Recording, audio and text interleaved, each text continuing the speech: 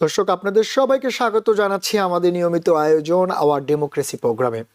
আপনারা জানেন যে একটি উইকেন্ড কাটানোর পরে আমরা যখন এই অনুষ্ঠান করতে আসি, আসলে এত এত রাজনৈতিক ঘটনা ঘটে যাচ্ছে বিভিন্ন জায়গায়, সেগুলো কোনটা রেখে কোনটা নিয়ে আলোচনা করব সেখানে আমাদেরকে হিমশিম খেতে হয়। তারপরেও আমরা সেখান থেকে গুরুত্বপূর্ণ বিষয়গুলোকে যাচাই বাছাই করে আপনাদেরকে সঠিক ইনফরমেশন দেওয়ার জন্য, অথবা সেই ঘটনাগুলো কেন ঘটছে, সেই ঘটনার পেছনের কারণ, সেটার বিশ্লেষণ, চুলচেরা বিশ্লেষণ থেকে শুরু করে তার পেছনে কি কি কারণ থাকতে পারে বা আগামীতে কি ঘটতে পারে সেগুলো জানানোর চেষ্টা থাকে আমাদের। শুরুতেই আমাদের আলোচনায় থাকবে, আপনারা জানেন যে এখন পুরো বিশ্বজুড়ে একটি জিনিস আলোচনা হচ্ছে, সেটি হচ্ছে গ্রিনল্যান্ড। এই গ্রিনল্যান্ডকে নিয়ে সারা বিশ্ব জুড়ে এক রেড অ্যালার্টের মতোই। গ্রিনল্যান্ড গ্রিন হলেও সেই গ্রিনল্যান্ডকে নিয়ে আসলে যে বিশ্ব নেতাদের আলোচনা, সমালোচনা, তর্ক বিতর্ক সব কিছু মিলিয়ে এটি আসলে গ্রিন থাকতে পারছে না মনে হয়, সেটি রেড অ্যালার্টের মতোই। বিশেষ করে ইউএস আমেরিকার সঙ্গে ইউরোপীয় ইউনিয়ন নেতাদের সঙ্গে একটি টানাপোড়েন কিন্তু আমরা দেখতে পাচ্ছি। বিশেষ করে প্রেসিডেন্ট ট্রাম্পের পক্ষ থেকে যখন বলা হচ্ছে যে গ্রিনল্যান্ড যদি সঠিক সময়ে বা সঠিকভাবে আমেরিকার নিরাপত্তার জন্য যদি দেয়া না হয়, তাহলে উনি যেটি বলেছেন যে উনি ইউরোপীয় ইউনিয়নভুক্ত দেশগুলোর উপরে ট্যারিফ বাড়াবেন। যদিও উনি এরই মধ্যে 10% ট্যারিফ ঘোষণা করেছেন, সেটি পর্যায়ক্রমে 25% হতে পারে। সেটি জুনের 1 তারিখ থেকে প্রযোজ্য হবে যদি ইউরোপীয় ইউনিয়নভুক্ত নেতারা সেই গ্রিনল্যান্ডের ব্যাপারে ওনাকে সহযোগিতা না করেন। কিন্তু এর পাশাপাশি আরও একটি জিনিস, যে উনি এরই মধ্যে নরওয়ে যে শান্তি পুরস্কার দেওয়া হয় নোবেলে, সেখানে উনি প্রেসিডেন্ট ট্রাম্প একটি চিঠি দিয়েছেন। তিনি সেখানে কিন্তু একটি কথা বলেছেন যেটি বেশ আলোচনা হচ্ছে। উনি বলছেন যে উনি দায়িত্ব নেবেন না, যে শান্তি পুরস্কার ওনাকে যেহেতু দেয়া হয়নি, তাই শান্তি প্রতিস্থাপনের দায়িত্ব ওনার উপরে বর্তায় না। যদিও বা উনি দাবি করছেন উনি 8টি যুদ্ধ থামিয়েছেন। ঠিক এই পরিস্থিতিতে এই প্রেসিডেন্ট ট্রাম্পের এমন বক্তব্য, পাশাপাশি গ্রিনল্যান্ডকে নিয়ে ইউরোপীয় ইউনিয়নের যে নেতারা রয়েছে, বিশেষ করে ইংল্যান্ডের প্রাইম মিনিস্টার কিয়ার স্ট্যামার, তারপরে আপনার ডেনমার্কের প্রাইম মিনিস্টার মেট ফ্রেডরিকসন, অথবা আপনার যদি ধরি যে ফ্রান্সের যে প্রধানমন্ত্রী যে ইমানুয়েল ম্যাক্রন, উনি কিন্তু একের পর এক বক্তব্য দিচ্ছেন। আমরা দেখলাম গ্রিনল্যান্ডে ইউরোপীয় ইউনিয়নের যে ন্যাটোভুক্ত যে সেনারা তারা ওখানে ডিপ্লয় করেছে, আবার পাশাপাশি জার্মানির সেনা কিন্তু সেখান থেকে তুলে নেওয়া হয়েছে। ঠিক এরকম একটা উত্তপ্ত পরিস্থিতি এবং দীর্ঘদিনের একটি বন্ধুত্বপূর্ণ সম্পর্ক ইউরোপ এবং আমেরিকার, সেটি আসলে একটা দ্বীপকে কেন্দ্র করে কোথায় গিয়ে ঠেকে, কেন এরকম হচ্ছে, আমরা সেটা নিয়েও আলোচনা করতে চাই। আর সেই আলোচনার সঙ্গে যোগ হচ্ছে আরও একটি বড় বিষয়। এর মধ্যে প্রেসিডেন্ট ট্রাম্প বহুল প্রতীক্ষিত যে economic forum, world economic forum সুইজারল্যান্ডের ডাভোর্সে অনুষ্ঠিত হতে যাচ্ছে আগামী বুধবার। সেখানে প্রেসিডেন্ট ট্রাম্পের বক্তব্য দেওয়ার কথা রয়েছে, যেখানে বিশ্ব নেতারা উপস্থিত থাকবেন এবং বিশ্বের বড় বড় জায়ান্ট কোম্পানিগুলো সিইও থেকে শুরু করে সবাই সেখানে থাকবেন। কিন্তু প্রেসিডেন্ট ট্রাম্প 2020 সালে সবশেষ এই ধরনের ওয়ার্ল্ড ইকোনমিক ফোরামে বক্তব্য দিয়েছিলেন। তারপরে উনি আর যায়নি। গত বছর উনি ভার্চুয়ালি বক্তব্য দিয়েছিলেন, কিন্তু এবার উনি সশরীরে উপস্থিত থাকবেন সেই ইউরোপের একটি দেশ সুইজারল্যান্ডের ডাভোসে যেটি হচ্ছে। তবে সেই অনুষ্ঠানে বা সেই ইকোনমিক ফোরামে এবার উপস্থিত থাকবেন না ভারতের প্রধানমন্ত্রী নরেন্দ্র মোদী আর চীনের প্রেসিডেন্ট সিং জিং, ওনারা উপস্থিত থাকবে না, তবে ওনাদের প্রতিনিধি থাকবে, সেটিও আমাদের আলোচনা থাকবে। সেই সঙ্গে আলোচনায় থাকবে বাংলাদেশ প্রসঙ্গ। আপনারা জানেন বাংলাদেশের নির্বাচন খুব সন্নিকটে, কিন্তু বাংলাদেশের মজার ব্যাপার, নির্বাচন নিয়ে যতটা না আলোচনা হচ্ছে তার চেয়ে বেশি আলোচনা হচ্ছে গণভোট নিয়ে। কারণ বাংলাদেশ সরকারের পক্ষ থেকে এই গণভোটকে এত বেশি প্রচার করা হচ্ছে, বিভিন্ন সরকারের যতগুলো সেক্টর রয়েছে সবগুলো সেক্টর একসাথে গণভোটে হাঁ ভোট দেওয়ার জন্য প্রচার করে যাচ্ছে। আর সেটি নিয়ে বাংলাদেশের ভেতরে, বাংলাদেশের বাইরে সব জায়গায় বেশ আলোচনা সমালোচনার জন্ম দিয়েছে। হঠাৎ করে সরকারের পক্ষ থেকে কেন গণভোটকে গুরুত্ব দিয়ে গণভোটের হাঁকে ভোট দেওয়ার জন্য সরকার প্রচারণা চালাচ্ছে, সেটি সরকার পারে কিনা, সেটিও একটি আলোচনার বিষয়। আমরা সেটা নিয়েও আলোচনা করতে চাই।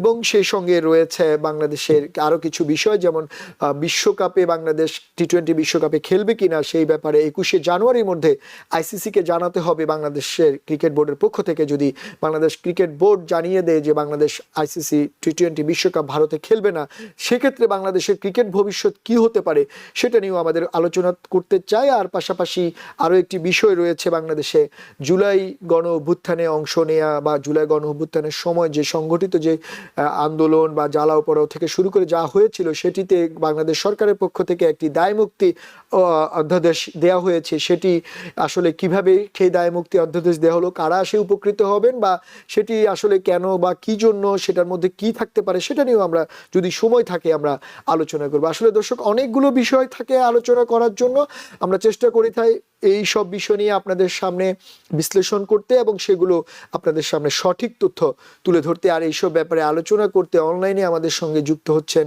নিয়মিতকার আমাদের প্রিয় আলোচক সৈয়দ মোহাম্মদুল্লাহ, সিনিয়র সাংবাদিক। মোহাম্মদুল্লাহ ভাই, আপনাকে স্বাগতম আমাদের অনুষ্ঠানে। ধন্যবাদ। সে সঙ্গে আমাদের আরো একজন অনলাইনে আমাদের আরেকজন অতিথি যুক্ত হচ্ছেন, প্রফেসর ডক্টর মেহনাজ মোমেন্ট। উনি ANM international university Texas. Mehnaz ma'am, আপনাকেও স্বাগত আমাদের অনুষ্ঠানে। ধন্যবাদ। মেহনাজ ম্যাম এবং মোহাম্মদুল্লাহ ভাই, আমরা মেহনাজ ম্যাম আপনাকে দিয়েই শুরু করতে চাই। আসলে যেটি হচ্ছে যে আমি অনেকগুলো কথা বললাম, সেটার মধ্যে আমরা শুধু গ্রিনল্যান্ড নিয়ে একটু আলোচনা করতে চাই। আসলে গ্রিনল্যান্ড শব্দটা শুনলে গ্রিন, সবুজ একটি মানে দ্বীপ, যদিও আমরা ছোট দ্বীপ বলি, এটা আয়তনে অনেক বড় কিন্তু জনসংখ্যার দিক দিয়ে খুবই কম, কিন্তু খনিজ সম্পদের বিবেচনায় এটি খুবই গুরুত্বপূর্ণ। পাশাপাশি আমেরিকার পক্ষ থেকে যেটি বলা হচ্ছে নিরাপত্তার জন্য, আমেরিকার নিরাপত্তার জন্য এটি বেশ গুরুত্বপূর্ণ। প্রেসিডেন্ট ট্রাম্প যেটি বলছেন, কারণ চায়না এবং চীনের কথা বলা হচ্ছে, রাশিয়ার কথা বলা হচ্ছে, তাদেরও নজর রয়েছে গ্রিনল্যান্ডের, কিন্তু প্রেসিডেন্ট ট্রাম্প চাচ্ছেন গ্রিনল্যান্ডের নিয়ন্ত্রণ নিতে। কিন্তু সেক্ষেত্রে বাধা হয়ে দাঁড়িয়েছে ডেনমার্ক সরকার এবং নেটোভুক্ত ইউরোপীয় ইউনিয়নের অনেকগুলো দেশ। এবং প্রেসিডেন্ট ট্রাম্পের বরাবরের মতোই উনার যে হুমকি ট্যারিফের ব্যাপারটি উনি সামনে নিয়ে আসছেন। এখন এই মুহূর্তে এই অবস্থায় প্রেসিডেন্ট ট্রাম্প আবার সুইজারল্যান্ডে যাচ্ছেন, ডাভোসে ইকোনমিক ফোরামে বক্তব্য দেওয়ার জন্য। সবকিছু মিলিয়ে আপনার কি মনে হয় আসলে গ্রিনল্যান্ড সমস্যা কি মানে আমেরিকা যেভাবে চাচ্ছে সেভাবে গ্রিন হবে, মানে গ্রিন ভাবে মানে সবুজ সংকেতের মাধ্যমে কি আমেরিকা সমাধান করতে পারবে? আচ্ছা, আজকে নিউ ইয়র্ক টাইমসে গ্রিনল্যান্ডের একজন মন্ত্রী উনি এডিটোরিয়াল লিখেছেন। তো খুবই ইন্টারেস্টিং। উনি বারবার অনেকটা আকুতি জানাচ্ছে যে আমেরিকার সাথে যে কোনো আপনার বাণিজ্যিক সম্পর্ক, তারপরে আপনার ন্যাশনাল ডিফেন্সের যে কোনো জিনিস আমেরিকার দরকার তারা গ্রিনল্যান্ড করতে তৈরি। তারা খালি এই জিনিসটি চায় না যে আমেরিকা গ্রিনল্যান্ডের শান্তি ব্যাহত করে এবং গ্রিনল্যান্ডকে অধিকার করে নেয়। যে এখন এই গ্রিনল্যান্ডের ব্যাপারে আমরা যেটা মানে যদি ন্যাশনাল মানে স্ট্র্যাটেজিক্যাল লোকেশনের কথা বলি, সবচেয়ে বেশি অসুবিধা শুধু ডেনমার্ক না, ইউরোপের সবগুলো দেশে। কিন্তু ইউরোপ একটা নাজুক অবস্থায় আছে, কারণ ইউরোপ এই আমেরিকার রাশিয়া ইউক্রেন যুদ্ধে আমেরিকা যদি কোনোভাবে আপনার রাশিয়াকে আরো বেশি সমর্থন করে এবং এই ইউক্রেনকে রাশিয়া অধিকার করে নেয়, সেটাতে কিন্তু ইউরোপের অনেক বড় স্টেক। তো ইউরোপ সেটা কোনোভাবেই করতে দিতে চায় না এবং ইউরোপ দেখছে যে, এবং সারা বিশ্ব দেখছে যে এই ট্রাম্প প্রশাসনের অনেক আপনার কূটনীতি এগুলো আসলে ব্যক্তিকেন্দ্রিক। যেমন আজকেই প্রকাশিত হয়েছে, উনি একটা টেক্সট করেছেন যেখানে উনি বলেছেন যে উনাকে যেহেতু নোবেল পুরস্কার দেওয়া হয়নি, উনার শান্তির দায়িত্ব উনার না। হ্যাঁ, তো এগুলো তো খুবই একটা মানে পেটি এবং ব্যক্তি কেন্দ্রিক। এগুলো কোনোদিন আমরা রাষ্ট্র ব্যবস্থার আলোচনায় এই ধরনের জিনিস আমরা কোনোদিন আগে আনিনি। হ্যাঁ, কিন্তু এখন এগুলো সবকিছুই চলে আসছে।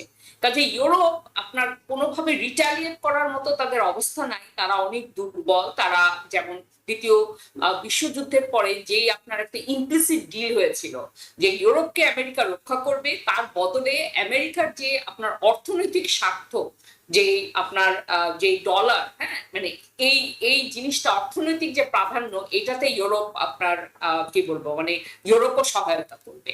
তো এখন সেই ডিলটা যদি আপনার ভেঙে যায়, ইউরোপের কিন্তু এটা রিটালিয়েট করার মতো ক্ষমতা নাই। ইউরোপের অনেক নাজুক অবস্থা। তারপর থিওরিটিক্যাল ভাবে আপনি যদি দেখেন, ঠিক একইভাবে আমেরিকা এই কয়েকদিন আগে ভেনেজুয়েলায় গিয়ে এভাবে করে ভেনেজুয়েলার প্রেসিডেন্টকে নিয়ে আসলো। ইউরোপ কিন্তু তার কোনো কথাই বলেনি বলতে গেলে। তারপরে বা নীরব ছিল। তারপরে ধরেন ইরানের ইন্টারফিয়ারেন্স। তো আপনার মানে থিওরিটিক্যালি অন্য আমেরিকা পৃথিবীর অন্য যে কোনো দেশে যখন ইন্টারফিয়ার করছে ইউরোপ চুপ আছে, এখন যখন ইউরোপের উপর আসবে তখন ইউরোপ এটাকে প্রতিবাদ করবে। এই জিনিসটা তো খুবই আপনার একটা হিপোক্রিটিক্যাল জিনিস। কিন্তু তার থেকেও বড় কথা, হিপোক্রেসি আপনার কূটনীতিতে, বিশ্ব কূটনীতিতে আমরা সবসময় দেখি, আমরা অভ্যস্ত। তার থেকেও বড় কথা, ইউরোপ এটাকে রিটালিয়েট করার মতো যে শক্তি সেটা নয়। যেটা ট্রাম্প বলছেন, উনি আর কি বলছেন যে উনি একটা মানে যেটা উনি এভাবে করে বলছেন উনি কিনে নিতে চান। তখন এই জিনিসটা কিভাবে করে হবে, বা এটাতে তো ইউরোপ কোনোভাবেই রাজি হবে না। তাহলে এর পরবর্তীতে মানে এটার পরবর্তী পদক্ষেপ কি? সৈন্য পাঠানো? তাহলে তো আমেরিকাও তো যেমন ওরা যেমন ডেনমার্কও নেটোর অন্তর্গত, আমেরিকাও নেটোর অন্তর্গত। তাহলে এটা কিভাবে করে হবে? কিন্তু সবচেয়ে যেটা আমার কাছে মনে হয় যে পুরা জিনিসটা আমেরিকা আপনার ডেনমার্ক থেকে বা গ্রিনল্যান্ড থেকে যেটাই চাইতো সেটাই কিন্তু পেত। এভাবে করে আপনার আগ্রাসন ছাড়াই এটা আপনার না, কিন্তু ডিপ্লোম্যাটিক ভাবে। প্রফেসর মেহনাজ, আমি আপনাকে এই জায়গায় একটু থামাচ্ছি। আপনি যেটা বললেন আগ্রাসন, বা আপনি নিজেই বলছেন যে ইউরোপ কিছুটা দুর্বল, বা আপনি আবারও বলছেন নেটোভুক্ত দেশ, নেটোর সঙ্গে কিছু চুক্তি রয়েছে, কিন্তু পাশাপাশি এটা তো সত্য যে গ্রিনল্যান্ডের যে ভৌগোলিক অবস্থান বা গ্রিনল্যান্ডের যে খনিজ সম্পদের ব্যাপারটা, সেটি খুবই স্পর্শকাতর, এবং আমেরিকার পক্ষ থেকে যেটি বলা হচ্ছে নিরাপত্তার জন্য আমেরিকা এটা দরকার। এখন আপনার যদি ডেনমার্ক যদি সে নিরাপত্তা দিতে না পারে, ডেনমার্ক যদি গ্রিনল্যান্ডকে সেফ না করতে পারে রাশিয়া অথবা চীনের আগ্রাসন থেকে, সেক্ষেত্রে আমেরিকা যদি সেখানে চেষ্টা করে নিরাপত্তা দেওয়ার জন্য, তাহলে সেখানে ভুলটা কোথায় হচ্ছে? সেখানে আপনি আগ্রাসন কিভাবে দেখেন? আচ্ছা, এখানে যেটা জাতীয় স্বার্থ সেটার ডেফিনিশনটা এমন ভাবে মানে এমন ভাবে করা হয়েছে যে যে কোনো জিনিসকে জাতীয় স্বার্থ বলা হবে। এটা তো কোনো কথা হলো না। এটা যে এটা মানে আমরা মানে প্রিএমটিভলি আমরা ভাবছি যে রাশিয়া চায়না গ্রিনল্যান্ড নিয়ে নিবে, সেজন্য আমরা নিয়ে নিব। এটা তো কোনো যুক্তি হতে পারে না। এবং এটা ডেনমার্কের দায়িত্ব এটা প্রতিরক্ষা করা। রাশিয়া চায়নার থেকে এখন পর্যন্ত কোনো পদক্ষেপ হয় নাই গ্রিনল্যান্ডকে মানে অধিকার করার। কাজে এই চুক্তিটা, এটা আপনি যদি ইরাক যুদ্ধের কথা আপনার মনে থাকে, আমরা বলেছিলাম যে না, আমরা ধারণা করি ওরা আমাদেরকে আক্রমণ করবে, এই জন্য আমরা প্রিএমটিভলি করছি। এইরকমই কিন্তু যুক্তি। আর যেটা আপনার ন্যাশনাল সিকিউরিটি, হ্যাঁ, পৃথিবীর বিভিন্ন দেশে বিভিন্ন খনিজ সম্পদ, তেল আছে, সবকিছুই আমাদের হলে ভালো হতো, কিন্তু না, এটা আমাদের না। আমাদের যেমন আমাদের অনেক কিছু আছে, অন্য দেশ এটা যদি এসে অধিকার করতে চায় তাহলে আমরা কি বলবো? ওদেরও তো জাতীয় স্বার্থ আছে। এইটা তো একটা একটা নিয়ম আছে, একটা আন্তর্জাতিক নিয়ম। একটা দেশের যে সম্পদ, একটা দেশের যে আপনার সার্বভৌমত্ব, সেটাকে এভাবে করে লঙ্ঘন করা যায় না। যদিও আমেরিকা বহুবার বহু দেশে লঙ্ঘন করেছে, এবং এখন আমার আমার ভয় হচ্ছে যে ইউরোপ যেহেতু এখন একটা দুর্বল অবস্থায় আছে, এবং এই ইউক্রেনের কারণে ইউরোপ আপনার আমেরিকার কোন রকমের বিরোধিতা, এমনকি সিম্বলিক বিরোধিতাও তারা এফোর্ড করতে পারে না। সেই কারণে এই গ্রিনল্যান্ডের জিনিসটাও না, এমন ভাবে এটা আপনি পরিসমাপ্তি ঘটবে। না, আপনি সেটা ঠিকই বলেছেন, কিন্তু পাশাপাশি আপনার জ্ঞাতার্থে এটাও বলছি যে ইউরোপীয়, বিশেষ করে ডেনমার্কে গ্রিনল্যান্ড নিয়ে আমেরিকার সঙ্গে একটা চুক্তি রয়েছে, 1959 সালে একটা হ্যাঁ, চুক্তি হয়েছিল। হ্যাঁ, সেই চুক্তি অনুযায়ী আমেরিকান সৈন্য কিন্তু এখনো ওখানে আছে, এবং নিরাপত্তার দায়িত্ব আমেরিকার। আমরা আপনার কথা শুনবো। আমি একটু মোহাম্মদুল্লাহ ভাই, মেহনাজ আপার কথা রেস ধরে আপনার কাছে জানতে চাই যে মেহনাজ আপা যে কথাটা বললেন যে পৃথিবীর বিভিন্ন জায়গায় সম্পদ থাকবে, সবই থাকবে, এখন সব কি নিতে হবে কিনা, নিতে গিয়ে যেটা উনি বারবার বলছেন যে তাতে করে ওই দেশের কোনো মানবাধিকার লঙ্ঘন হচ্ছে কিনা বা ওই দেশের অধিকার খর্ব হচ্ছে কিনা, সেটা একটা বিষয়। কিন্তু পাশাপাশি এটাও তো সত্য যে প্রত্যেকটা দেশ চাইবে তার নিজের স্বার্থ রক্ষা করার জন্য। এখন আমেরিকা, এখন আপনি জানেন বিশ্বে রেয়ার আর্থ খুবই গুরুত্বপূর্ণ একটি খনিজ সম্পদ, এবং বিশেষ করে যেহেতু আমেরিকার মধ্যে রেয়ার আর্থ নেই, আগামীতে রেয়ার আর্থের কারণে বিশ্বে অনেক কিছু ঘটতে পারে, যেটা চীনের কাছে অনেক বেশি পরিমাণে রেয়ার আর্থ রয়েছে। তাই আমেরিকা হয়তো সেই রেয়ার আর্থের মজুদ বৃদ্ধি করার চেষ্টা করছে। পাশাপাশি গ্রিনল্যান্ডের ভৌগোলিক অবস্থানও একটা গুরুত্বপূর্ণ বিষয়।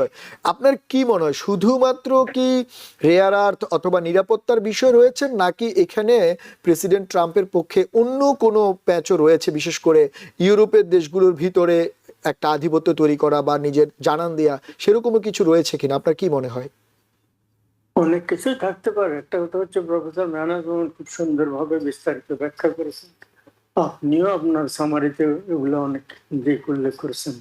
বলে আর বিস্তারিত না বলে এটি শুধু বলা চলে সম্ভবত এইভাবে যে রেয়ার আর্থের জন্য উনি সেটা দখল করতে চাচ্ছেন, আনুষ্ঠানিকভাবে সে কথা বলেন, সেটা বিভিন্ন ব্যাখ্যা এসছে। যাই হোক, তো ফলে তিনি চাচ্ছেন যেটা সেটা নিরাপত্তার কথা বলছেন, এবং আপনি যেটা উল্লেখ করেছেন প্রফেসর মোমেনও যেটা উল্লেখ করেন সেটা হচ্ছে তাদের সাথে যে চুক্তি আছে, চুক্তি অনুসারে একটা ঘাঁটি আছে, আর অনেকগুলো ঘাঁটি ছিল, তারা সেগুলা অ্যাবান্ডন করেছে, সেগুলা প্রায় ভেঙে পড়েছে। তারা ইচ্ছাগুলো যত শূন্য, যেখানে যত অস্ত্র, সব ওখানে মোতায়েন করার, বহাল করার, সৈন্য পাঠানোর, কত সংখ্যক পাঠাবে, কোথায় কি করতে হবে, ব্যালিস্টিক মিসাইল না ইন্টারকন্টিনেন্টাল মিসাইল রাখবে কি রাখবে না রাখবে, সমস্ত অধিকার যুক্তরাষ্ট্রকে দেওয়া আছে। নতুন করে চুক্তির দরকার নাই। এমনিতে যেটা প্রফেসর বললেন, নিউ ইয়র্ক টাইমসের লেটেস্ট ওনার যে আর্টিকেল, সেটা ছাড়াও এগুলো একেবারে যুক্তরাষ্ট্রের অলরেডি লিখিত পড়িত একেবারে দেওয়া আছে যুক্তরাষ্ট্রের অধিকার। ফলে নতুন ওইটাও নেই। ফলে ওইটাই অনুসারে যুক্তরাষ্ট্র যে কোনো সময় আরো সৈন্য মোতায়েন করতে পারে, অন্যান্য অস্ত্র ইত্যাদি বহন করতে পারে। কিভাবে এটা সমাধান হবে, এখন অনেক চেষ্টা হচ্ছে যুক্তরাষ্ট্রকে এটাকে নিবৃত্ত করার জন্য। এখন যুক্তরাষ্ট্র যদি মানে সকলের মানে চাপাচাপিতে না, সকালে বুঝিয়ে তাকে নিবৃত্ত করতে সক্ষম হয়, আমার কেন যেন প্রেসিডেন্ট ট্রাম্প এটাকে প্রেস্টিজ মনে করেন। তাছাড়া 8 লক্ষ বর্গ মাইলের চাইতে বড়, পৃথিবীর বৃহত্তম দেশ এটা, দ্বীপ দ্বীপ রাষ্ট্র এটা, 56,000 মাত্র জনসংখ্যা, বিপুল সম্পদ আছে। কিন্তু ওই এলাকার যে স্ট্র্যাটেজিক ইম্পর্টেন্স আছে সেটা সত্য, কিন্তু রাশিয়া বা চীন এই পর্যন্ত থ্রেট না হলেও ভবিষ্যতে কখনো হবে না সেটা বলা মুশকিল। কিন্তু সেই কারণে যেটা আমি এর আগে বললাম, যুক্তরাষ্ট্র যত ধরনের নিরাপত্তা বলয় তৈরি করা, সব অধিকার তাকে দেওয়া আছে। তো আমার ধারণা এর আগে আলাস্কা কেনা হয়েছিল বহু বহু বছর আগে, শতাব্দীরও আগে। তারপর আপনার মেক্সিকো থেকে যুক্তরাষ্ট্রের বেশ একটা বিপুল অংশ যুদ্ধ করে নিয়ে নেওয়া হয়েছে, ইত্যাদি ইত্যাদি। তো ফলে প্রেসিডেন্ট ট্রাম্প আমার মনে হয় এটা একটা উনি প্রেস্টিজও মনে করেন যে আমার আমলে যুক্তরাষ্ট্রের আয়তন বেড়েছে। হয়তো এটা থাকতে পারে, আমার নিজের কেন মনে হয় যে এটা একটা কারণ হতে পারে। তো কেন যেন আমার মনে হচ্ছে শেষ পর্যন্ত অনুরোধ উপর হইতে নিয়ে নিবৃত্ত নাও হতে পারেন। হবেনি না এটা বলা মুশকিল, না হবেন কিন্তু এটা বলা আরো মুশকিল। সৈয়দ মোহাম্মদুল্লাহ ভাই, আপনি ঠিকই বলছেন, কিন্তু পাশাপাশি প্রেসিডেন্ট ট্রাম্প যেমনটা বলছেন, যেমন ট্রেড যে হুমকি দেওয়া, ওনার ট্রেড ট্যারিফের ব্যাপারে উনি এখন যেটা প্রাইমারি ওনার যে লক্ষ্য, ট্যারিফ কিন্তু এর মধ্যে 10% বৃদ্ধি করা হয়েছে। পাশাপাশি ইউরোপীয় ইউনিয়ন থেকে যেটি বলা হচ্ছে, আপনি জানেন যে ট্রেড বাজুকা একটা শব্দ তারাও উল্লেখ করেছেন, বিকজ আমেরিকা শুধুমাত্র যে ট্রেড করে তা না, ইউরোপীয় ইউনিয়নও আমেরিকার অনেক স্বার্থ রয়েছে, প্রায় বিলিয়ন বিলিয়ন ডলারের ইউরোপভুক্ত দেশগুলোতে চুক্তি বাণিজ্য করে থাকে আমেরিকা, সেটাকে ট্রেড বাজুকা ওরাও ব্যবহার করতে চাচ্ছে। কিন্তু প্রশ্নটা হচ্ছে, এবং পাশাপাশি ওয়ার্ল্ড ইকোনমিক ফোরামে এরকম একটা উত্তপ্ত পরিস্থিতিতে প্রেসিডেন্ট ট্রাম্প বক্তব্য দিতে যাচ্ছেন আপনার বুধবারে, আপনি জানেন। তো এই এই জিনিসটা আমি আপনার কাছে, যেটা আপনি তো অনেকদিন রাজনীতি বিশ্লেষণ করেন, আপনি অবজার্ভ করেন, আমার প্রশ্ন হচ্ছে যে গ্রিনল্যান্ডটা কি আসলে এই বাণিজ্যের যে যুদ্ধ বা ট্রেডের ব্যাপার, ট্রেড বাজুকা বলেন, ওয়ার্ল্ড ইকোনমিক ফোরামে বক্তব্য বলেন, চাপ বলেন, এটির মাধ্যমে সমাধান হবে, নাকি আপনার কি কোনো আশঙ্কা আছে কিনা যে এখানে কোনো সামরিক হস্তক্ষেপ হতে পারে? যুক্তরাষ্ট্র যদি নিয়ে নিতে চায়, সামরিক হস্তক্ষেপের দরকার নেই। যুক্তরাষ্ট্র সৈন্য সামন্ত ইত্যাদি পাঠালে বা নিয়ে নিলে ওটা ইউরোপিয়ান ইউনিয়ন সেখানে সৈন্য পাঠাবে না, তাদের সাথে যুদ্ধ করার জন্য ন্যাটোভুক্ত দেশগুলো সৈন্য পাঠাবে না। গ্রিনল্যান্ডের তো সেই সক্ষমতা নাই, নেদারল্যান্ডের একার নাই, সমস্ত ন্যাটোভুক্ত ইউরোপিয়ান যে দেশগুলো আছে তারা এটাতে যাবে না। তবে এটার ফলে যুক্তরাষ্ট্রদের নিয়ে এনে ন্যাটোর ভাঙনের সূত্রপাত হয়ে যাবে, মানে এর প্রক্রিয়াটা সেই দিন থেকে শুরু। বাজুকা যেটা বলছেন সেটা তারা করতেই পারে, সাময়িকভাবে মনে হবে না যুক্তরাষ্ট্রের অর্থনৈতিক ক্ষতি হতে পারে, কিন্তু সমস্যা হচ্ছে অন্য জায়গায়। যেমন প্রফেসর মেহনাজ মোহাম্মদ উল্লেখ করছেন এই যে ইউক্রেনের ব্যাপার, আপনি উল্লেখ করছেন ইউক্রেন নিয়ে তারা একটা নজর বসছে। ইউক্রেন বিপুল অংশ রাশিয়া অলরেডি দখল করছে, বাকি অংশ আরো ক্রমাগত তারা মানে ধ্বংসলীলা চালাচ্ছে আরো দখল করা। ইউক্রেনে যদি যুক্তরাষ্ট্র আগে বাইডেন আমলে যথেষ্ট অস্ত্র দিয়েছে, তাদের স্যাংশন করা অস্ত্র এমনই কিছু দেওয়া হয়েছে, কিছু আস্তে আস্তে দিয়ে দেওয়া হচ্ছে, কিছু দেওয়া হচ্ছে না ইত্যাদি। ইউরোপিয়ান ইউনিয়নের ইউরোপের দেশগুলোর নিজেকে রক্ষা করার মতো এনাফ অস্ত্র নাই। মাত্র দুটো দেশ নিউক্লিয়ার পাওয়ার খুব লিমিটেড, কয়েকটা করে নিউক্লিয়ার বোমা আছে। ফ্রান্সের মধ্যে 8টা 10টা বা 12টা আছে, ব্রিটেনের মধ্যে 4-5টা আছে, এই একটা। তো এখানে যুক্তরাষ্ট্রের প্রায় 6,000, রাশিয়ার 6,000, এইটি একটা অবস্থা। দ্বিতীয়ত হচ্ছে যে 5th জেনারেশন এয়ারক্রাফট যেটাকে বললে, ওদের রাফায়েল, চীনের 3rd generation fighter jet use করে রাফায়েল বিমান পাকিস্তান কয়েক মাস আগে ফেলে দিয়েছে। ফলে ওদের 5th জেনারেশন কোন এয়ারক্রাফট নেই ফাইট করার জন্য। এরা নাজুক অবস্থা আছে। সুইডেনের একটা আছে 5th জেনারেশন, ওদের রাফায়েল আছে 5th জেনারেশন, কিন্তু কত দক্ষ তারা! যুক্তরাষ্ট্রের F-35 এর সমকক্ষ কিনা, রাশিয়ার 57 এর সমকক্ষ কিনা, চীনের 17 এর সমকক্ষ কিনা বলা মুশকিল। 17 বা 23 সম্ভবত, J-23, যাই হোক। ফলে তারা এইখানে যুক্তরাষ্ট্রের যুদ্ধে যাওয়া নাই। তো এখন আশঙ্কা হচ্ছে যে ইউক্রেনকে কাবু করলে ওখানেই যদি রাশিয়া থেমে থাকতো, তা রাশিয়া তো পোল্যান্ড এবং অন্যান্য এলাকায় আরো ক্রমাগত অন্যান্য, এই যে লাটভিয়া, লিথুয়ানিয়া, এই যে 3টা ছোট্ট ছোট্ট দেশ আছে, ওই দেশগুলো থেকে শুরু করে ইউরোপের মূল ভূখণ্ড অন্যান্য দেশে হুমকি তৈরি করতে পারে। বিশেষ করে যে অঞ্চলগুলো ওয়ার্সা চুক্তিভুক্ত ছিল, পূর্ব ইউরোপীয় দেশ যেগুলো, সেগুলোতে দুর্বল দেশ, অর্থনৈতিক দিক থেকে দুর্বল, সামরিক দিক থেকে দুর্বল, ন্যাটোর ছত্রছায়ার কারণে তারা শক্তিশালী। ন্যাটোই যদি ভঙ্গুর হয়ে যায়, ভেঙে পড়ার উপক্রম হয়, তাহলে তারা কি করবে? আপনার রোমানিয়া, তারপর হাঙ্গেরি, এগুলো তো একেবারেই দুর্বল দেশ। ফলে সেইটা একটা আশঙ্কা। আমার মনে হয় যদিও প্রেসিডেন্ট ম্যাক্রন বলেছেন সেরকম কোথায় নিউক্লিয়ার অপশন বা বাজুকার কথা, সেটাতেও তারা যাবেন বলে আমার মনে হয় না। ওইটা থ্রেটের পর্যায়ে থাকবে। শেষ পর্যন্ত প্রেসিডেন্ট ট্রাম্প যদি তার সিদ্ধান্তে অটল থাকেন, তিনি দখল করে নেবেন। তবে একটা ফেস সেভিং দখল করার মাধ্যমেও উনি দখল না করেও আধা দখল একটা হতে পারে, কোনো ফেস সেভিং একটা অপশনের দিকে যেতেও পারে। কিন্তু আমার জন্য মনে হয় president Trump directly over indirectly Greenland, সেটা আসলে মানে প্রেসিডেন্ট ট্রাম্প যেটি চাই সেটি কিন্তু আমরা দেখলাম, মার্কো রুবিও সেটি বলেছেন যে প্রেসিডেন্ট ট্রাম্প যেটি বলেন সেটি করে দেখান। আর একটা আপনি নিউক্লিয়ার পাওয়ারের কথা বলেছেন। নিউক্লিয়ার পাওয়ারে ইউরোপের 27টি দেশের মধ্যে 13টি দেশে আছে, প্রায় 100টির মতো সবাই মিলিয়ে আছে। আমরা একটা তথ্য সেটা জানতে পেরেছি এখন পর্যন্ত। সাপ্লাই করা অস্ত্র, ওদের নিজেদের অস্ত্র একমাত্র ব্রিটেনের কয়েকটা বোমা আছে, আর তার চাইতে বেশি কয়েকটা বোমা ফ্রান্সের রয়েছে। যদিও বা সেটি এত দূরে যাওয়ারই প্রয়োজন নেই। ম্যানাজাপা হাসছেন, কারণ ম্যানাজাপা জানেন যে এত দূরে যাওয়ার প্রয়োজন নেই। এর আগেই প্রেসিডেন্ট ট্রাম্প সবকিছু ঠিক করে ফেলবেন আশা করা যায়। আমরা আসলে গ্রিনল্যান্ড নিয়ে কথা বলেছি, এটা দেখা যাক কি হয়। ওয়ার্ল্ড ইকোনমিক ফোরামে প্রেসিডেন্ট ট্রাম্পের বক্তব্যের পর হয়তো অনেক কিছু পরিষ্কার হবে, কারণ সেখানে হয়তো সামনাসামনি দেখা করবেন বেশ কয়েকজন নেতার সঙ্গে। তখন হয়তো আমরা জানতে পারবো আসলে কি হতে যাচ্ছে। আমরা একটু বাংলাদেশ প্রসঙ্গে আসতে চাই। প্রফেসর মেহনাজ, বাংলাদেশ প্রসঙ্গে আপনাকে দিয়ে শুরু করতে চাই। বাংলাদেশের নির্বাচন খুবই সন্নিকটে, 12ই ফেব্রুয়ারি নির্বাচন, কিন্তু আমরা একটু ভিন্ন বিষয় নিয়ে, মানে বাংলাদেশের জাতীয় সংসদ নির্বাচন, পাশাপাশি আবার বাংলাদেশের ইতিহাসে 4র্থবারের মতো গণভোট। আপনি জানেন বাংলাদেশের এর আগে 3বার গণভোট হয়েছিল। 3বার গণভোটের আমরা যদি ফলাফলগুলো দেখি, বিশ্লেষণ করি, 1977 সালে প্রেসিডেন্ট জিয়াউর রহমান একবার গণভোট দিয়েছিলেন, উনি ওনার ক্ষমতাকে টিকানোর জন্য, বা সেখানে দেখা গেল প্রায় 98% উপরে হ্যাঁ ভোট পড়েছিল। তারপরে আমরা দেখলাম 1985 সালে জেনারেল এরশাদ উনি গণভোট দিয়েছিলেন, এবং সেখানেও প্রায় 94.5 হ্যাঁ ভোট পড়েছিল।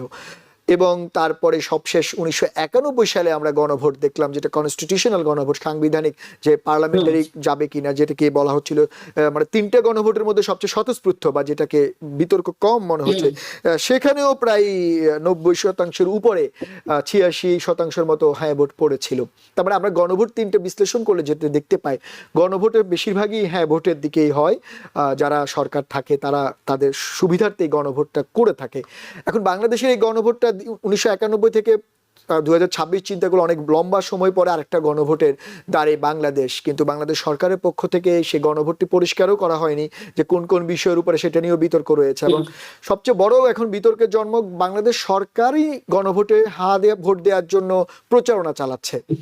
প্রশ্নটা হচ্ছে যে যদি গণভোটই হয় যেখানে আপনার অপশন থাকবে হ্যাঁ অথবা না, বা আপনি পছন্দ নাও করতে পারেন, কিন্তু সরকার চাইলে কোনো একটা বিষয়ে হ্যাঁ ভোট দিতে হবে, সেটার প্রচারণা চালাতে পারে কিনা? আর যদি প্রচারণা চালায় তাহলে ভোটের বা দরকার কি ছিল? সরকার তো চাইলে এটা পাশও করে দিতে পারতো। আপনার কি মনে হয়? এটা অনেকের আলোচনার আছে ব্যাপারটি। আচ্ছা, প্রথম দুটি যে গণভোট হয়েছিল ওগুলো একদমই ব্যক্তি কেন্দ্রিক, কিন্তু তৃতীয় গণভোটটি ইম্পর্টেন্ট, কিন্তু সবচেয়ে ইম্পর্টেন্ট গণভোট হচ্ছে এটি, কারণ এখানে আপনার সংবিধানের অনেক রকমের পরিবর্তনের কথা বলা হচ্ছে। আচ্ছা, এই সরকার যখন অন্তর্বর্তীকালীন সরকার ক্ষমতা নিয়েছিলেন তখন কিন্তু তারা প্রতিশ্রুতি দিয়েছিলেন অনেকগুলো সংস্কার করা। এই গণভোটটির মাধ্যমে ওনারা যেটা করতে চাচ্ছেন যে সংবিধানের কিছু পরিবর্তনের ফলে এর পরবর্তী যে সরকার আসবে তারা ওই সংস্কারগুলো করতে পারবে। কাজে আমার কাছে মনে হয় যে এই অন্তর্বর্তীকালীন সরকার তারা যে কাজটুকু করতে পারেনি, গণভোটে হ্যাঁ দিলে সংবিধানের ওই পরিবর্তনগুলো হলে তখন ওই সংস্কারের পথটা খোলা থাকবে, সেই জন্যই তারা এই প্রচারণা করছে। এখন আপনি যদি এটা বলেন যে যে সরকার ক্ষমতায় আছে সেই সরকার একটা জিনিস মানুষকে করতে বলছে, হ্যাঁ সেটা কি বলবো মানে মানে সেটা নিরপেক্ষ কিনা, হ্যাঁ সেটা নিরপেক্ষ না, কিন্তু এই সরকারের দায়িত্বই কিন্তু নিয়েছিল এই প্রতিশ্রুতিতে সংস্কারের জন্য। কাজে এই গণভোটটা তাদের মতে যে এই সংস্কারের পথটাকে আরো আপনার প্রসারিত করতে, হ্যাঁ সেই অর্থে সেটা আমি বুঝতে পারি। এবং বাংলাদেশে আমাদের যখন আমাদের গণতান্ত্রিক সরকারও ছিল তার মধ্যেও আপনার মানে নিরপেক্ষতার এতই অভাব যে এখানে যখন স্পষ্টভাবে একটা সরকার একটা জিনিস বলছে যে হ্যাঁ আমরা এই জন্য এটা করতে চাই, সেখানে আমার জন্য সেটা অত প্রবলেমেটিক মানে মনে হচ্ছে না।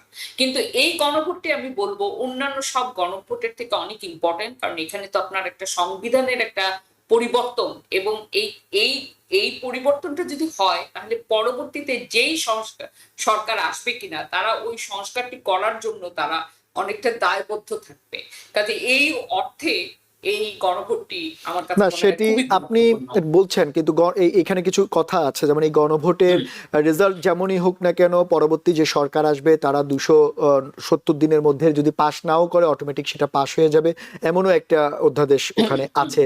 তো সেটাও একটা আলোচনার বিষয়। আমি একটু মোহাম্মদুল্লাহ ভাই আপনার কাছে জানতে চাই, মেহনাজ আপা যেমনটি বললেন যে এই গণভোটটি খুবই গুরুত্বপূর্ণ, আর এই কারণে দেখা গেল যে বাংলাদেশ সরকারের পক্ষ থেকে জাতীয় সংসদ নির্বাচন নিয়ে না যত বেশি প্রচারণা বা আলোচনা, তার চেয়ে বেশি গণভোট নিয়ে বেশি আলোচনা হচ্ছে। আমরা যেতে সবচেয়ে আমাদের যে দল মানে নতুনদের দল, তরুণদের দল এনসিপি, তারা কিন্তু গণভোটে হ্যাঁ ভোট দেওয়ার জন্য মানে প্রচারণা চালাচ্ছে, যদিও বা তারা এই জুলাই সনদে কিন্তু স্বাক্ষর করেনি, সেটা নিয়েও বিতর্ক রয়েছে। তো আপনার কাছে কি মনে হয় যে সরকার কি জাতীয় নির্বাচনের থেকে গণভোটটাকে বেশি গুরুত্ব দিচ্ছে?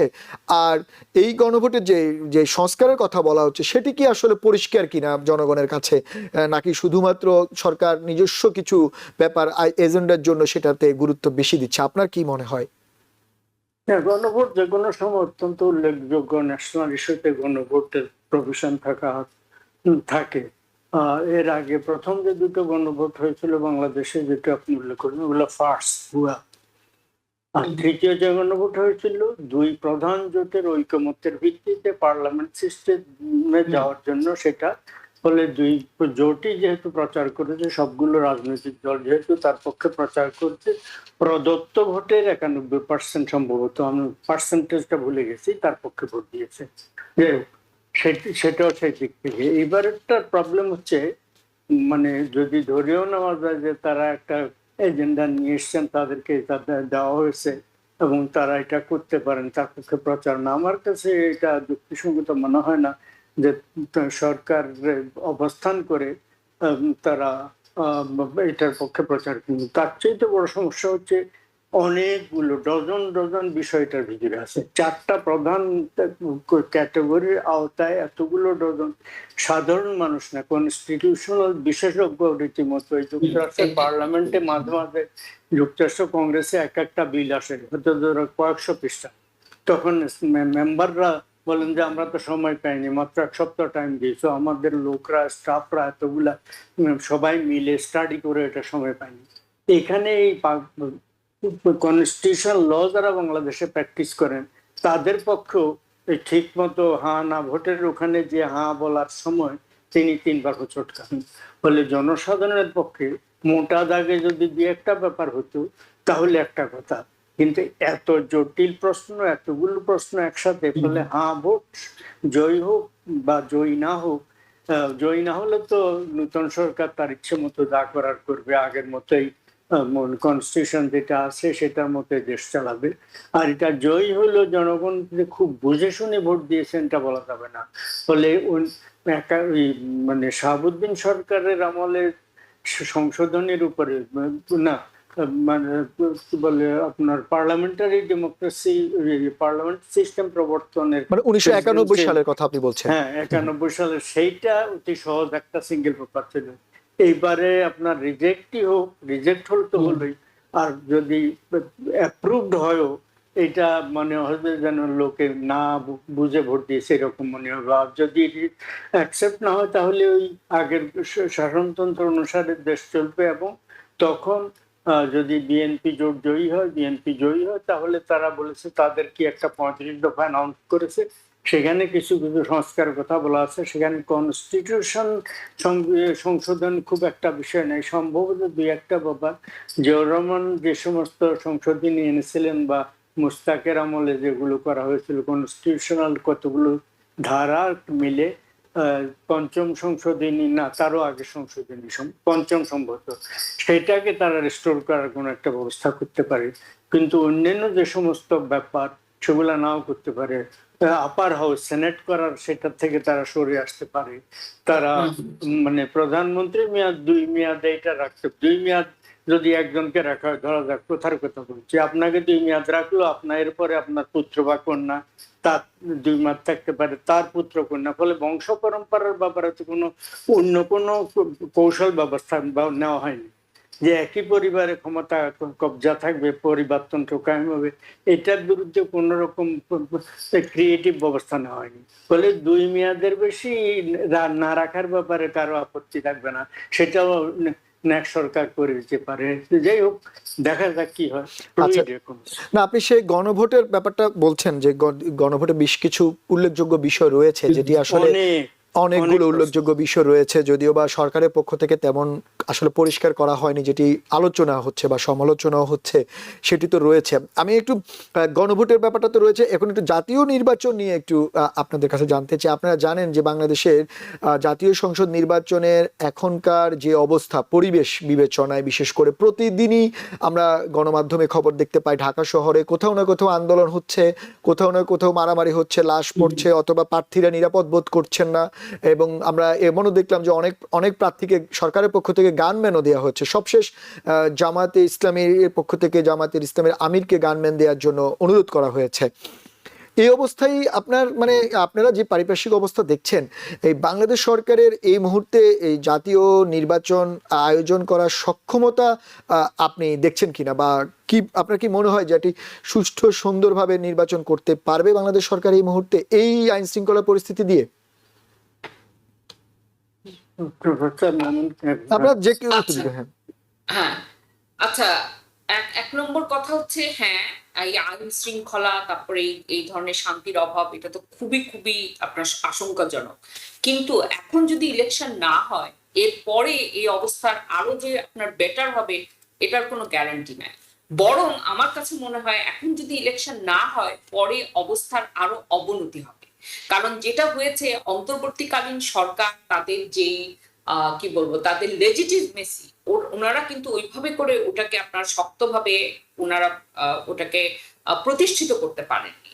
কাজে এখন একটা যেভাবেই হোক একটা গণতান্ত্রিক সরকার আসলে তারপরে আমার কাছে মনে হয় যে পরিস্থিতি নিয়ন্ত্রণটা হয়তো একটুখানি হয়তো সুবিধার হবে। না, কিন্তু কিন্তু প্রফেসর মেহনাজ, আপনি গণতান্ত্রিক সরকারের কথা বলছেন, আমরা আপনাকে মানে যেটি হচ্ছে যে এইবারের নির্বাচনে বলা হচ্ছে যে বেশ কয়েকটা দল অংশ নিচ্ছে, কিন্তু বাংলাদেশের অন্যতম একটি বড় দল বাংলাদেশ আওয়ামী লীগকে কিন্তু নির্বাচনে অংশ নিতে সুযোগ দেওয়া হচ্ছে না। বিভিন্ন জরিপ সংস্থা এবং অতীত ভোটের বিবেচনায় বাংলাদেশ আওয়ামী লীগের কিন্তু বেশ 30% বা তারও কাছাকাছি ভোট রয়েছে। তো এত একটা বড় রাজনৈতিক দলকে অংশ না দেওয়া, বা এর আগের নির্বাচনগুলো আমরা দেখলাম, বিশেষ করে শেখ হাসিনার আমলে যে নির্বাচন, সেখানে যে বিএনপিকে 2বার অংশ নেয়নি, 1বার অংশ নিয়েছে, তাও দিনের ভোট রাতে করেছে এবং অভিযোগ রয়েছে। এবং ভোটগুলো কেন সুষ্ঠু হয়নি, কারণ বড় দলগুলো সঠিকভাবে অংশ নিতে পারেনি। তো এবারও তো একই রকম হচ্ছে, বাংলাদেশ আওয়ামী লীগকে বাদ দিয়ে নির্বাচন করছে। এবং আপনি জানেন যে বাংলাদেশ আওয়ামী লীগের পক্ষ থেকে তারা বেশ ভারতে, দিল্লিতে বেশ এখন তৎপরতা শুরু করেছে। এবং আমরা গণমাধ্যমে যেটা জানতে পারলাম যে আগামী 23 জানুয়ারি সাবেক প্রধানমন্ত্রী শেখ হাসিনা হয়তো সংবাদ সম্মেলনও করার কথা রয়েছে, ভিডিও।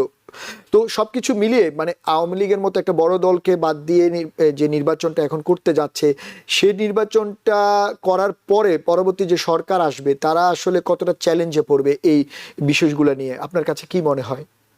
আচ্ছা, এখন যদি সবচেয়ে যেটা ভালো হতো, এই অন্তর্বর্তীকালীন সরকার যদি আওয়ামী লীগের যারা নির্বাচিত হয়েছিলেন, যে মানে যে আপনার যে ভোট, মানে যাদের বিরুদ্ধে অভিযোগ আছে, হ্যাঁ হ্যাঁ, এবং যারা অভিযুক্ত তাদেরকে যদি আপনার বিচারাধীন আনতে পারতেন, এবং তারপরে যদি ওনারা অংশগ্রহণ করতে পারবেন না, কিন্তু যাদের বিরুদ্ধে অভিযোগ নাই তারা অংশগ্রহণ করতে পারবে, এরকম একটা পরিস্থিতি হতো।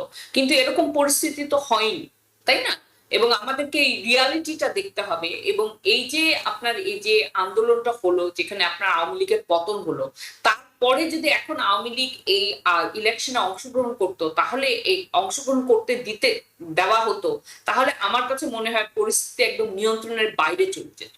এখন যেটা আরেকটা জিনিস যেটা করা যায়, যে যেহেতু আওয়ামী লীগ এভাবে করে আপনার ভোট চুরির এরকম করেছে, এবং তাদের যারা যারা অভিযুক্ত আছে, এটা অবশ্য তারা আওয়ামী লীগকে নিষিদ্ধ করেনি, কর্মকাণ্ড নিষিদ্ধ করেছে, কিন্তু আসলে ফলটা একই হচ্ছে। হ্যাঁ, কিন্তু নেক্সট ইলেকশনের মধ্যে কিন্তু এই এই জিনিসটাকে আপনার আমার কাছে মনে হয় যে মানে এরকম ভাবে একটা দলকে বাদ দেওয়া, এভাবে করে করলে এটা ঠিক গণতান্ত্রিক হবে না।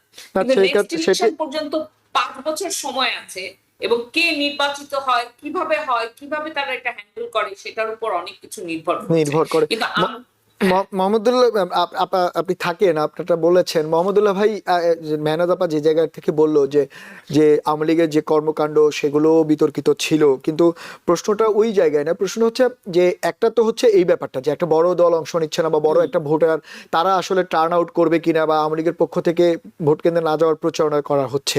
পাশাপাশি যারা অংশ নিচ্ছে, বাংলাদেশ জাতীয়তাবাদী দলের জোট এবং জামাত ইসলামের জোট, তারাও কিন্তু যে সঠিকভাবে এই সরকারের কর্মকাণ্ডের উপর আস্থা রাখছে তা না। আমরা দেখলাম বাংলাদেশ জাতীয়তাবাদী দলের ছাত্র দলে তারা কিন্তু নির্বাচন কমিশন ঘেরাও করেছে। আবার জামাত ইসলামী বা এনসিপির পক্ষ থেকে সবশেষ বলা হচ্ছে লেভেল প্লেইং ফিল্ডের ব্যাপারে তাদের আপত্তি রয়েছে। তো এই যে এই সব জায়গায় সব রাজনৈতিক দলগুলো এই সরকারের উপরে যে আস্থাহীনতা, এরপরে যদি নির্বাচন করে, সেই নির্বাচন আপনার কতটুকু গ্রহণযোগ্য এবং কতটুকু সঠিকভাবে পরিচালনা করতে পারবে, আপনার কি মনে হয়? আপনি আশঙ্কা দেখছেন কিনা? এটা হচ্ছে একটা বড় কথা, যেটা প্রফেসর মেহনাজ বলুন, সেটা হচ্ছে নির্বাচন না করে তাহলে কি মানে ধরা যাক বিভিন্ন ধরনের অশান্তি আছে, গন্ডগোল আছে, গুন্ডামি আছে, মাস্তানি আছে, কিছু কিছু ক্যান্ডিডেটের উপর থ্রেট আছে, সেই সব কারণ যদি থাকে, তো উন্নত বিশ্বের কথা বাদ দেন, তৃতীয় বিশ্বের কোনো দেশে কখনোই নির্বাচন হবে না। ফলে নির্বাচন করার দরকার, যে ধরনের একটা মানে যদ্দূর সম্ভব যে পরিস্থিতি নির্বাচন করা যায়। একটা বড় রাজনৈতিক দল না, কোনো রাজনৈতিক দলকে বাদ দিয়ে কখনো নির্বাচন করা উচিত না। আর আওয়ামী লীগের বিরুদ্ধে অনেক অনিয়মের, অন্যায়ের অভিযোগ থাকতে পারে, কিন্তু আওয়ামী লীগ বাংলাদেশ প্রতিষ্ঠার প্রধান দল। আওয়ামী লীগের নেতৃত্বে দীর্ঘদিন আন্দোলন হয়েছে, তারা দেশকে মুক্তিযুদ্ধের দিকে পরিচালিত করেছে, মুক্তিযুদ্ধকালীন সরকারের তার নেতৃত্ব দিয়েছে। তারপর ফলে তাদের আমলে ভুলভ্রান্তি হয়েছে, মুক্তিযুদ্ধকালীন সবচেয়ে বড় অপরাধ করেছে, হত্যাকাণ্ড করেছে। তাদেরকে যদি মানে নির্বাচনে অংশগ্রহণ করতে দেওয়া হয়, তাহলে আহ, মানে তারা এখন রীতিমতো একাত্তরকে অস্বীকার করে, একাত্তরকে ভুলুণ্ঠিত করে, একাত্তরের সমস্ত নাম নিশানা নিশ্চিহ্ন করে দিয়ে যেভাবে বুক ফুলিয়ে দাপটে বেড়াচ্ছে। এবং ওই যে আপনি ক্রিকেটের কথা হয়তো সর্বশেষ উল্লেখ করেন, ক্রিকেটের ব্যাপারে পাকিস্তানের সাথে জোট করে এবার পাকিস্তান বাংলাদেশের পক্ষে চেষ্টা করছে ভারতকে কাবু করার জন্য। বাংলাদেশ আলাদাভাবে ভারতের সাথে বা ইন্টারন্যাশনাল ক্রিকেট অ্যাসোসিয়েশনের যে দাবি সেটা উত্থাপন করবে। পাকিস্তানের সমর্থন নিয়ে উত্থাপন করা বা পাকিস্তান সমর্থন জন্য তাদের সাথে কথাবার্তা ইটসেলফ ইজ আমাদের স্বাধীনতার মানে স্বাধীনতার আন্দোলনের প্রতি, মুক্তিযুদ্ধের প্রতি অবমাননার সামিল। এটা দুঃখজনক ব্যাপার। তো যাই হোক, এখানে এই নির্বাচন একটা হয়ে যাওয়া উচিত। আমি মানে এই সরকারের অনেক কার্যক্রম প্রচন্ড সমালোচনা আছে বলে মনে করি, সমালোচনা করেও থাকি, কিন্তু তার মানেই না যে তাদেরকে আমরা ক্ষমতায় বসিয়ে রাখবো। এর সবচেয়ে ভালো শাহাবুদ্দিন সাহেব অত্যন্ত শ্রদ্ধাভাজন ব্যক্তি ছিলেন, কিন্তু আমরা কি কখনো বলেছি যে জাস্টিস শাহাবুদ্দিনকে স্থায়ীভাবে ক্ষমতা রাখেন? সেটা বলিনি। ফলে আমরা কাউকে কখনো স্থায়ীভাবে ক্ষমতা রাখবো না। নির্বাচন হোক, পরবর্তী সরকার, নির্বাচিত সরকার জনগণের যে ভোটে মানে মানে আপনি বলছেন গণতান্ত্রিক ধারায় ফিরতে পারলে বাংলাদেশের কিছুটা হলেও যে পরিস্থিতি হয়েছে সেটি থেকে পরিত্রাণ পাবে আসলে। দেশকে মানে অগ্রগতি, কারণ একটা গণতান্ত্রিক ধারার প্রয়োজন রয়েছে একটা বড় সড়ো ঘটনার পরে, একটা অভ্যুত্থানের পরে আসলে। রাষ্ট্রে গণতন্ত্র প্রায় 250 বছরের কাছাকাছি পৌঁছার পরে পার্লামেন্ট ভবন আক্রান্ত হয়েছে। ফলে এই কারণে গণতন্ত্র দুর্বল, থেমে থাকেনি, গণতন্ত্র চলছে। খুব একটা খারাপ লোকের একটা আছে সেন্টেন্স উল্লেখ করি, চার্চিল বলেছিলেন, colonialist, democracy is the worst form of government except for the other system. অন্য সব সিস্টেমের থেকে মানে ডেমোক্রেসি সবচেয়ে খারাপ, কিন্তু অন্যগুলোর থেকে ভালো। ফলে এই সমস্ত লুপহোল সত্ত্বেও গণতান্ত্রিক প্রক্রিয়া, নির্বাচনী প্রক্রিয়ার থেকে সরে আসার কোনো উপায় নেই, এটা ঠিক না। সেটি ঠিক বলছেন, কিন্তু সেই ডেমোক্রেসির সংজ্ঞা বা ডেফিনেশন কিন্তু সময় ভেদে, রাষ্ট্রভেদে বদলে যায়, সেটিও আলোচনা রয়েছে। সেটি থাক।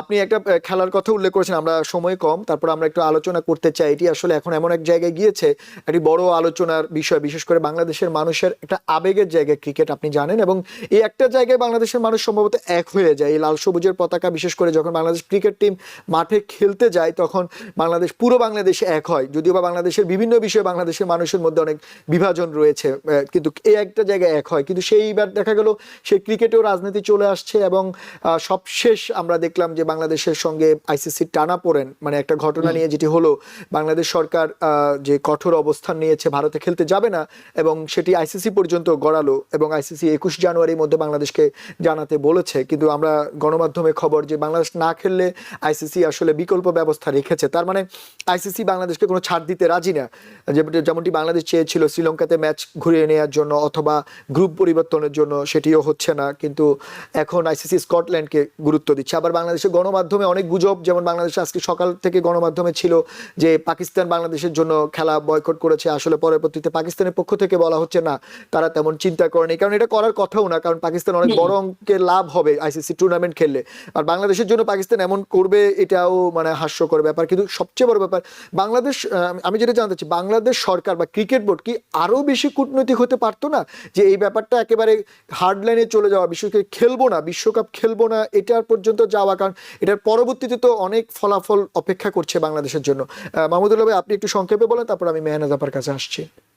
ধন্যবাদ। সংক্ষেপে এটা হচ্ছে যে বাংলাদেশ ভেন্যু চেঞ্জ করার দাবি করতে পারত, সেটা হলে, এবং বাংলাদেশ সংক্ষুব্ধ হওয়ার একটা কারণ, বাংলাদেশের একজন খেলোয়াড়কে কলকাতার নাইট রাইডার্স ক্লাব থেকে বাদ দিয়ে দেওয়া হয়েছে তাৎক্ষণিকভাবে। বিজেপির লোকরা দাবি করেছিল, দাবি করার সাথে সাথে বাদ। এটা অত্যন্ত একটা জেনুইন কারণ বাংলাদেশ ক্ষুব্ধ হয়েছে, এবং তাতে প্রটেস্টের কোনো বিধান রাখা উচিত ছিল আইসিসির কাছে, ইন্টারন্যাশনাল ক্রিকেট কন্ট্রোল বোর্ডের কাছে। তারা বলতে পারতো আমরা এটা নিন্দা করছি, আমরা এটা সমালোচনা করছি, আপনারা এটার ব্যাপারে আপনারা ব্যবস্থা নেই একটা। ফলে ওই আগেই আলটিমেটাম দিয়ে দিয়েছে আমরা খেলবো না। এটা তো পরিস্থিতি যখন ফেরার পরটা তারা নিজেরা সংকুচিত করে বলছে। এখন যদি আরেকটা বিকল্প রাখতে পারতো যে ভেনু কলকাতাতে প্রথম দুটো, থার্ডটা বোম্বেতে, সেটা যদি বলতো যে না ক্যালকাটা আমরা সেফ ফিল করছি না, অন্য কোনো একটা ভেনু, যেমন দাক্ষিণাত্যের সাউথের কথা বলা হচ্ছে, বিকল্প হিসেবে বলা হয়েছিল এক সপ্তাহ আগে, সেই রকম চেন্নাই এবং হায়দ্রাবাদের কথা বলা হচ্ছে, চেন্নাই এবং হায়দ্রাবাদ। আর তারপরে হচ্ছে যে তারা শ্রীলঙ্কার কথা দাবি করেছে। এখন তারা যদি আইসিসিটাতে দাবি মেনে না নেয় এবং তারা স্কটল্যান্ডে বাংলাকে বাদ দিয়ে, তাহলে ভবিষ্যতে পিউনিটিভ মেজার হিসেবে বাংলাদেশকে যদি আরো দুই একটা এই ধরনের টুর্নামেন্ট থেকে, ক্রিকেট কম্পিটিশন থেকে বাদ দিয়ে দেয়, সেইটা আমার আশঙ্কার বিষয়। একটা থেকে বাদ পড়া চাইতো ভবিষ্যৎ, এবং একটা থেকে বাদ পড়া বাংলাদেশের ক্রিকেট মানে ক্রিকেট যারা খুব প্রিয় লোক, ক্রিকেট যাদের খুব প্রিয়, তাদের জন্য দুঃখজনক হবে। সেটি আপনি ঠিকই বলছেন, কারণ এই বিশ্বকাপ যদি বাংলাদেশ খেলতে না পারে তাহলে যে পয়েন্টগুলো কমে যাবে, সেক্ষেত্রে আগামী বিশ্বকাপে বাংলাদেশকে বাছাই পর্ব খেলতে হবে, এবং সেই সঙ্গে দ্বিপাক্ষিক সিরিজগুলো তো অনেক সমস্যায় পড়তে হতে পারে। আমি মেহনাত আপা, আমাদের একটু সময় কম, তাও আপনার কাছ থেকে ছোট্ট করে একটু যদি বলতেন যে এই যে যাই ঘটনা ঘটুক, ক্রিকেট বলেন, আপনি অন্য যে কোনো বিষয় বলেন, মানে সবকিছুতে হার্ড লাইনে চলে যাওয়া, মানে আপনি যেটা মাহমুদুল্লাহ ভাই নেগোসিয়েশনের একটা জায়গা না রাখার অবস্থায় কি বাংলাদেশ রয়েছে, বা নট বাংলাদেশ, যে কোনো জায়গায়, মানে যে কোনো কিছু সিদ্ধান্ত নেয়ার আগে সেটির ভালো খারাপ মন্দ বিবেচনা, শুধুমাত্র জনপ্রিয়তা বিবেচনা করেই কি সিদ্ধান্ত নিলে সেটি দেশের জন্য সঠিক হয়? দেখেন, আমরা কূটনীতিকে এভাবে করে একটা অস্ত্র হিসেবে ব্যবহার করি না, আমরা অনেকটা আবেগ চালিত হয়ে এই ধরনের জিনিস করি, এবং এটা খুবই খুবই একটা নেতিবাচক জিনিস। এবং যেটা মুস্তাফিজকে যেভাবে বাদ দেওয়া হয়েছে সেটা অনেক ন্যাক্কারজনক, সেটার বিরুদ্ধে অনেকভাবে প্রতিবাদ করা যেত, কিন্তু সেটার বিরুদ্ধে প্রথমেই এরকম হার্ড লাইন নিয়ে যে না আমরা ইন্ডিয়ায় খেলবো না, এই জিনিসটা হয়তো এটা আমার কাছে মনে হয় না ঠিক হয়েছে। কারণ আমাদের we have more to lose, আমাদের অনেক নাজুক অবস্থা, অনেক ধরনের আপনার যেমন ভারতের আধিপত্যবাদের যখন কথা হয়, এখানে অনেক অনেক আপনার একদম যুক্তিযুক্ত কথা আছে। তারপরও মনে রাখতে হবে যে আমাদের ভারত আমাদের সবসময় প্রতিবেশী, এবং আমরা অনেক একটা দুর্বল রাষ্ট্র, কাজে আমাদের যেটা কি করতে হবে, সবকিছু কূটনীতিক ভাবে আপনার সমাধান করতে হবে। কিন্তু সেটা না করে আমরা এভাবে করে যদি হার্ড লাইন নেই, তখন আমরা নিজেরাই এটাকে রক্ষা করতে পারবো। এবং তাই আমার কাছে মনে হয় এটা একটা মানে স্ট্র্যাটেজিক মিস্টেক। এবং সেটা কি একেবারে লেজে গোবরে অবস্থা, বা ক্রিকেটাররা থেকে শুরু করে দর্শক সবাই আসলে সেটা নিয়ে খুব চিন্তা করছে। আপনাদের দুইজনকে অনেক ধন্যবাদ আসলে আমাদেরকে সময় দেওয়ার জন্য। আমরা অন্যদিন অন্য কোনো বিষয় নিয়ে আপনাদের সঙ্গে আবারও আলোচনা করব। আবারও ধন্যবাদ আমাদের সঙ্গে যোগ দেওয়ার জন্য। ধন্যবাদ দর্শক, সেই সঙ্গে আপনাদেরও ধন্যবাদ এতক্ষণ আমাদের সঙ্গে থাকার জন্য। যেমনটি আসলে রাজনীতির যে ম্যাচ বা রাজনীতির যে আলোচনা রয়েছে সেটি বলে শেষ করা যায় না, তারপর আমাদের আলোচকরা যেমনটি বলছেন যে গ্রিনল্যান্ডের ব্যাপারে সেটি যে ঘটনাগুলো ঘটছে, আপনাদের মতো আমাদেরও নজর থাকবে। ওয়ার্ল্ড ইকোনমিক ফোরামের ডাভোসে যে ওয়ার্ল্ড ইকোনমিক ফোরামের যে সম্মেলন হচ্ছে, সেখানে আমেরিকার প্রেসিডেন্ট ডোনাল্ড ট্রাম্প বক্তব্য রাখবেন। সেখানে হয়তো বরফ, গ্রিনল্যান্ডের যে বরফ সেটি গললেও গলতে পারে, বা সেটি কোন দিকে যায় সেটির যেমন নজর থাকবে। পাশাপাশি আমাদের আলোচকরা যেমন গণভোটের কিছু ব্যাপার তুলে ধরেছেন। গণভোট আসলে খুবই গুরুত্বপূর্ণ, তাই গণভোটের সব যে ক্রাইটেরিয়া রয়েছে সেগুলো পড়ে বিবেচনা করে আপনারা আপনাদের ভোটাধিকার প্রয়োগ করবেন, কারণ এটার মধ্যে বাংলাদেশের পরবর্তীতে অনেক কিছু পরিবর্তনের লক্ষ্য রয়েছে এবারের গণভোটে, সেটিও আমাদের আলোচকরা বলছেন। এবং সবশেষ যেটি বলেছেন, বাঙালির আবেগের খেলা, প্রিয় খেলা ক্রিকেটের কথা। আসলে বাংলাদেশের মানুষ ক্রিকেট খেলা দেখতে চায়, বাংলাদেশের ক্রিকেটাররা খেলতে চায়, এবং সেটি কিভাবে হবে, কিভাবে নেগোসিয়েশন করলে বাংলাদেশের স্বার্থ রক্ষা হবে, পাশাপাশি বাংলাদেশ দলও খেলতে পারে, সেটি আসলে বিবেচনা করার দায়িত্ব বাংলাদেশ ক্রিকেট বোর্ড এবং বাংলাদেশ সরকারের। কারণ কোনো কিছুই আসলে হার্ডলাইনে গিয়ে সমাধান করা সম্ভব না, কারণ নেগোসিয়েশন নামে একটি শব্দ রয়েছে। এখনো সময় আছে, 21 জানুয়ারি, দেখা যাক বাংলাদেশ ক্রিকেট বোর্ডের পক্ষ থেকে কি করা হয়, সেটিও আমাদের আলোচনায় থাকবে, আমরা নজর রাখবো। আজ এই পর্যন্তই, অন্যদিন অন্য কোনো বিষয় নিয়ে আপনাদের সামনে আবারও হাজির হব, ততক্ষণ আমাদের সঙ্গেই থাকুন। TBN 24 টেলিভিশন দেখতে আজই কল করুন 7187776556। লগ ইন করুন www.totalcablebd.com। নিউ ইয়র্ক থেকে সম্প্রচারিত TBN 24 টেলিভিশন বিশ্বজুড়ে বাঙালির কণ্ঠস্বর।